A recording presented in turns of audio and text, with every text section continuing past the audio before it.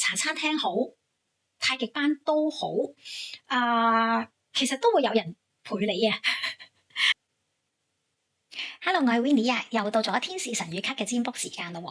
今日我收到位先生嘅 message，佢話俾我聽，佢下年就60歲啦，諗住退休。不過佢好驚退咗休之後好悶啦，又好驚坐食山崩冇錢使啦。咁所以咧，佢開始有一個諗法，就係想搞啲小生意做。佢個心目中咧有2個選擇嘅，開茶餐廳或者教太極班。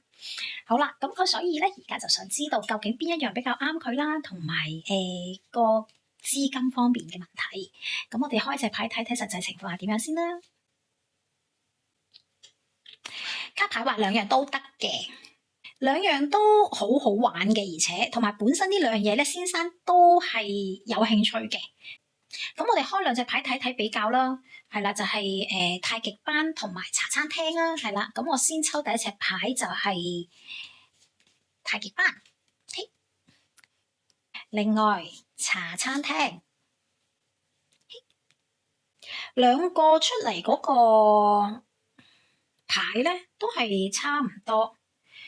因為好老實嘅，茶餐廳好，太極班都好，其實都會有人陪你啊，一定就唔會有驚悶個問題啦。咁我個人睇啦，茶餐廳同呢個太極班比較的話咧，咁可能太極班需要嗰個嘅啟動資金就少好多啦。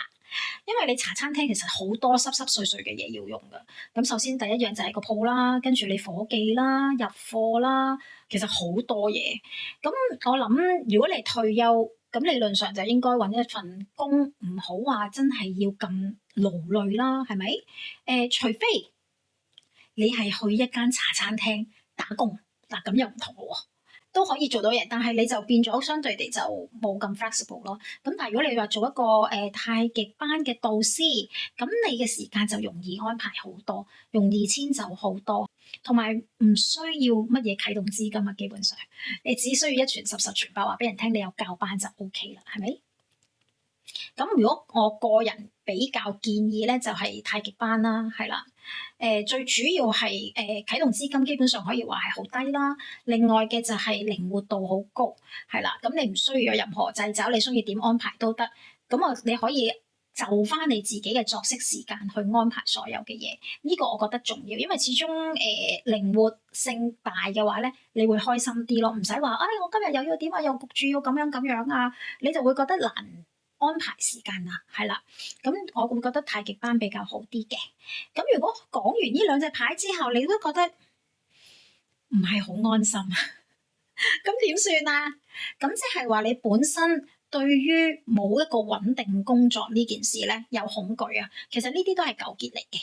咁可以做個個人療愈啦，去做諮詢處理咗佢啦，睇下究竟你內心深層次恐懼係啲咩啦？點解好多退休人士會有一啲情緒狀況咧？就係佢哋慣咗喺工作上邊得到認同、價值感，係啦。其實唔應該喺工作上面得到噶。我經常都強調，價值感係自己俾自己嘅，唔應該靠任何人事物去俾自己，因為嗰啲人事物一定會變噶。咁變咗你咪唔穩陣咯，係咪啊？你梗係最好就係自己俾自己啦。你係 supplier 喎，你係最穩定噶啦嘛，係咪？你中意俾幾多就俾幾多，你係應該係自己嘅 supplier，而唔係揾人做你嘅 supplier，明唔明白啊？咁所以如果係咁嘅話咧，你就要做諮詢去處理一下佢。另外就係你要可以做書寫練習，起碼糾正翻呢個位，就話俾自己聽，我嘅自我價值係由我話事嘅，淨係寫呢句得啦。不斷講，因為其實做呢一樣嘢咧，即係書寫練習咧，講白啲，其實都係一個洗腦嘅行為，夾硬將你舊嘅嘢退走，慢慢將你舊嘅思維退走，係好玩噶。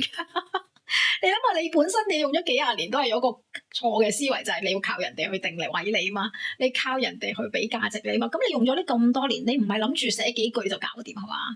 我講你都冇信啦，係咪？所以一定係輔助嘅啫，係啦。點解我成日都強調就係要做諮詢去處理，因為係真係已經黐住咗喺個腦好耐啦。你唔做諮詢嘅話咧，係真係會好慢噶。咁又係你嘅選擇啦，係你嘅取捨啦，就係你去唔去做呢樣嘢咧？你想唔想用時間去 enjoy life，定係喺度同呢一樣嘢喺度角力咧？呢個就係自己嘅選擇咯，明唔明白啊？大家睇到呢度嘅話咧，有啲咩古仔想同我哋分享嘅話，記住留言話俾我哋聽咯。記住 like，仲有 share，同埋撳埋上面鐘仔，有新片咧就會通知你噶啦。咁我哋下集再見咯，拜拜。